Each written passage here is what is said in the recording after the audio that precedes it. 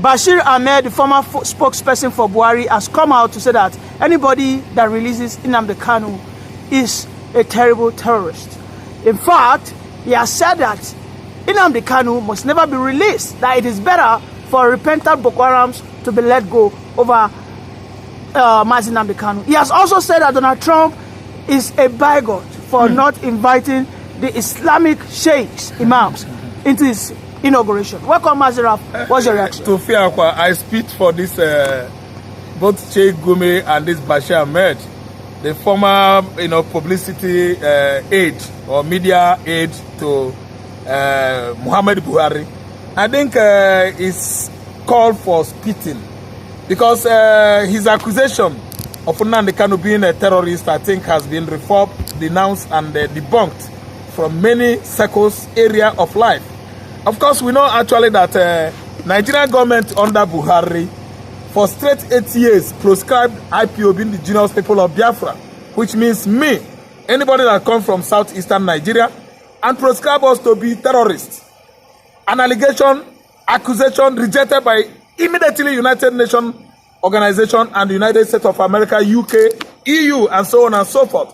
All these platforms around the world that constituted the whole countries of the world, debunk it, rebuff it, rejected it, and denounced it, that indigenous people of Biafra are businessmen.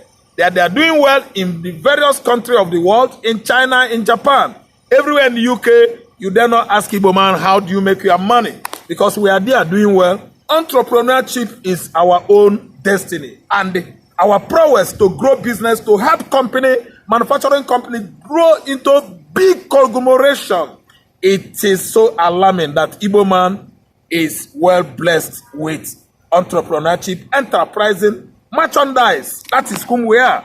See, today we are seeing a group of people from Sahel countries. They call themselves Fulanis. They wander from place to place, living nomadic life, rearing all manners of livestock, going from countries to country to brew trouble, to make trouble with the people, the local of that countries, and it happened. You said that to make trouble? Yes, Fulanis are making trouble anywhere they go.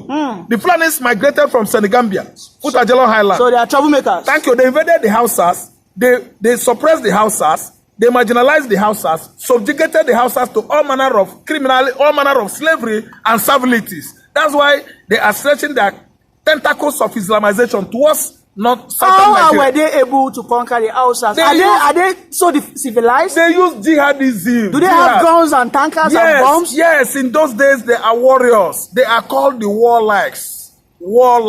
Nomadic people, vandals, the invaders. The invaders could not have been invading in those days without weapons. So they invaded the north. They subjugated the houses to all manners of servility.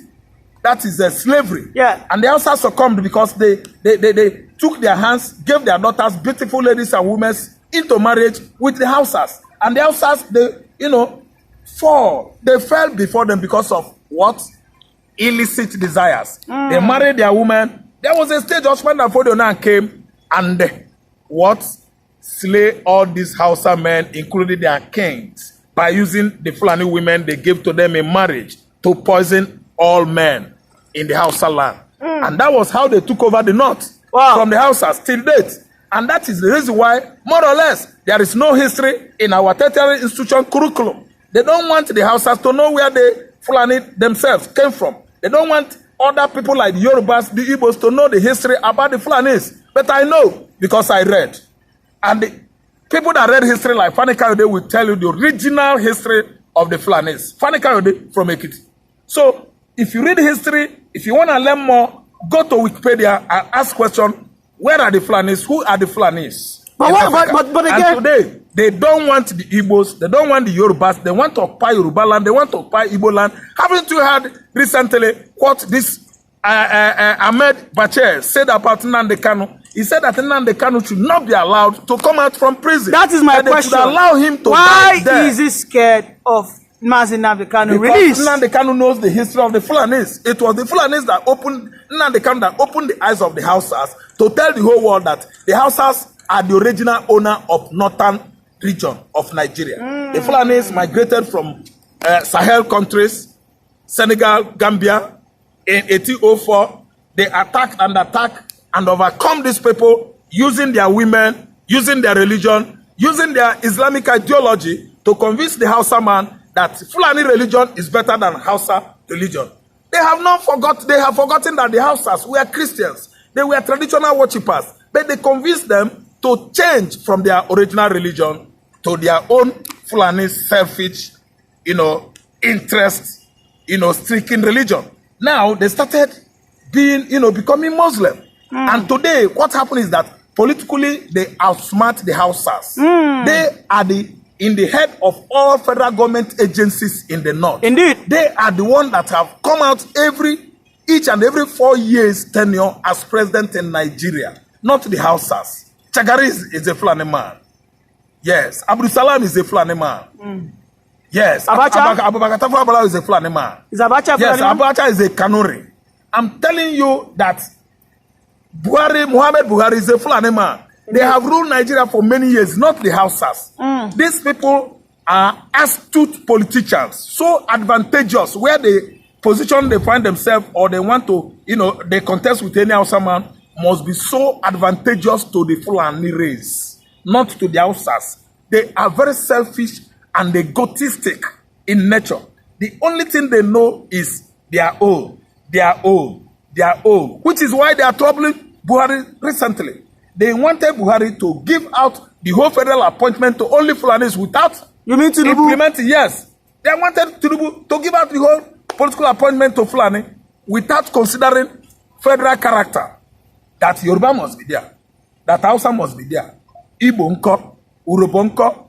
It is only Fulanis. They want only their own. That's why Muhammad Buhari ruled Nigeria for straight 8 years, appointing 98 federal positions, appointments, only for Fulani.